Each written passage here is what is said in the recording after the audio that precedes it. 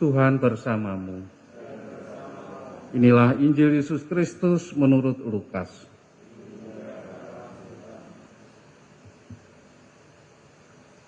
Sekali peristiwa, Yesus berbicara kepada orang banyak yang mengerumuni dia. Angkatan ini adalah angkatan yang jahat. Mereka menuntut suatu tanda, tetapi mereka tidak akan diberi tanda selain tanda Nabi Yunus. Sebab sebagaimana Yunus menjadi tanda bagi orang-orang Niniwe, demikian pula lah Anak Manusia akan menjadi tanda bagi angkatan ini. Pada waktu penghakiman, ratu dari selatan itu akan bangkit bersama orang dari angkatan ini, dan ia akan menghakimi mereka. Sebab ratu ini datang dari ujung bumi untuk mendengarkan hikmat Salomo. Dan sungguh yang ada di sini lebih besar daripada Salomo. Pada waktu penghakiman, orang-orang Niniwe akan bangkit bersama angkatan ini, dan mereka akan menghakiminya.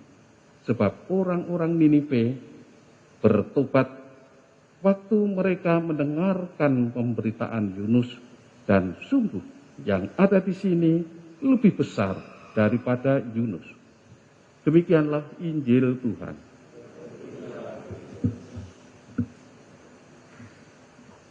Saudara-saudari,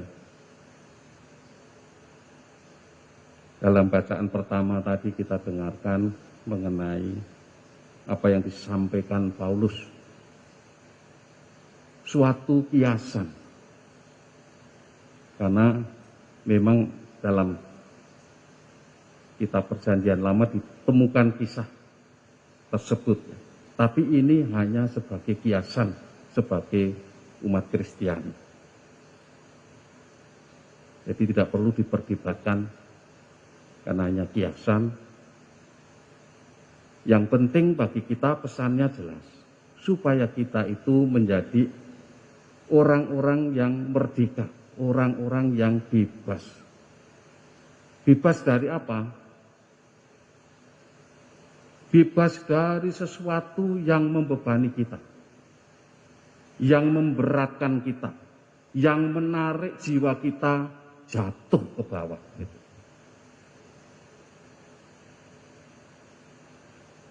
Orang ya kayak gravitasi bumi, ya. Berapapun beratnya, dia akan jatuh ke bawah karena tertarik oleh daya gravitasi tadi. Pasti semuanya jatuh. Lain kalau tanpa bobot, tanpa beban. Seperti di bulan, tidak ada gravitasi, maka orang bisa melayang-layang. Ini kondisi bebas, yang melayang-layang, ya, bebas. Dan jelas, kalau jiwa kita bebas dan seperti Roh Kudus melayang-layang ketika Allah menciptakan dunia dan seisinya itu, Roh Allah melayang-layang di atas laut itu. Seperti penari, dia bebas bergerak, mengikuti irama. Nah, kadang-kadang penari diiringi dengan irama. Orang yang tadinya tidak menari karena mendengar irama itu, lalu tergerak itu. Ini artinya orang itu punya kebebasan. Biar lagu apapun, musik apapun, selalu dia akan tergerak. Demikian juga orang yang bebas, yang merdeka. Selalu mudah bagi Allah untuk menarik, mengikuti yang menjadi kehendaknya. Ketika mendengarkan sabda Tuhan, jiwanya mudah ditarik untuk percaya akan sabda Tuhan itu. Untuk percaya akan kehadirannya melalui sabda Tuhan itu. Dan kalau Allah Bapa yang menarik, tentu selanjutnya akan diserahkan kepada Sang Putra. Dan orang akan percaya pada Sang Putra. Nah, orang-orang yang disebut generasi angkatan yang dijumpai Yesus yang minta tanda ini, rupa-rupanya tidak dalam kondisi jiwanya bebas merdeka. Bahkan dikatakan hatinya tertutup. Kalau ini sudah parah. Yang lebih parah dan mematikan adalah kalau sampai menolak Roh Kudus. Kalau ini Tuhan Yesus pergi saja. Untuk apa dengan orang yang seperti begini sudah menolak Roh Kudus, itu sudah secara final sebenarnya memilih hidup terpisah dari Allah. Nah ini yang tragedi besar. Kalau orang seperti begini hidup terpisah dari Allah, lalu bagaimana? Hidup tanpa harapan. Yang adanya ratap tangis, kertak gigi. Itu hidup yang tanpa harapan. Tanpa ada yang bisa diharapkan. Sudah. Bagaimana hidup tanpa harapan itu kita bisa bayangkan. Tapi ini bermula dari apa? Orang minta tanda, minta bukti. Itu mau mengungkapkan adanya semacam prasangka. Adanya kecurigaan. Nah ini yang kita harus hati-hati di sini. Di awal ini kita mesti harus juga cermat. Dalam suatu relasi, satu Santo Ignatius dalam Meratian Rohani itu mengatakan, lebih baik kita pertama-tama itu percaya apa yang dikatakan orang, daripada menolaknya. Percaya bahwa itu benar. Nah kalau nanti terbukti tidak benar, baru kita tolak. Jadi tidak ada prasangka buruk. Jangan mengembangkan prasangka buruk. Kewaspadaan perlu, tetapi jangan lalu kita ada dalam suasana terus-menerus curiga. Karena apa?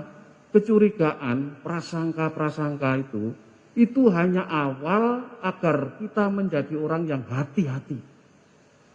Nah kalau sudah hati-hati kan nggak perlu curiga lagi. Dengan pasangan masing-masing, awalnya ada kecurigaan. Oke. Tetapi karena sudah menjadi suami istri, masa tidak percaya terus? Hanya untuk hati-hati, bisa saja. Dan itu benar.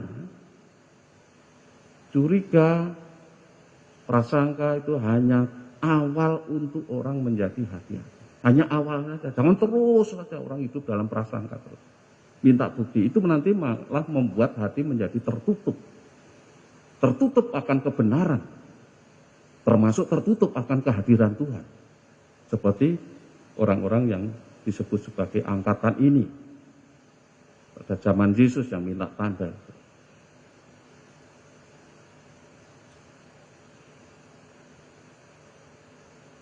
Oleh karena itu marilah kita mohon kepada Tuhan. Supaya kita memiliki kebebasan batin. Kebebasan rohani. Yang semakin hari semakin tumbuh berkembang. Dan itu bisa terjadi kalau kita juga ada usaha. Rahmat diberikan kalau kita juga ada usaha. Usaha kita apa? Ya kita mulai mengalahkan, menyingkirkan hal-hal yang tadi membebani tadi. Seperti tubuh kita itu membebani. Entah yang beratnya 60, 90. Masing-masing itu menjadi beban. Belum nanti dalam daging kita itu masih ada macam-macam ya. Nafsu kedagingan itu, nafsu keduniawiaan itu. Nah ini, nafsu-nafsu ini yang kita juga harus singkirkan. Yang tidak perlu untuk mengabdi Tuhan ditinggalkan. Yang tidak perlu mendukung perjalanan jiwa bersatu dengan Allah ditinggalkan. Yang tidak mendukung untuk percaya dan berserah diri pada Yesus Kristus yang lebih besar daripada Salomo yang diungkapkan lewat kiasan Yunus itu. Yunus ada dalam perut ikan 3 hari, tapi Yesus juga akan dalam kubur 3 hari, tapi bangkit. Yunus keluar dari perut ikan hidup. Yesus keluar dari perut bumi hidup untuk memberikan hidup kepada kita, supaya kita tetap hidup di hadirat Tuhan.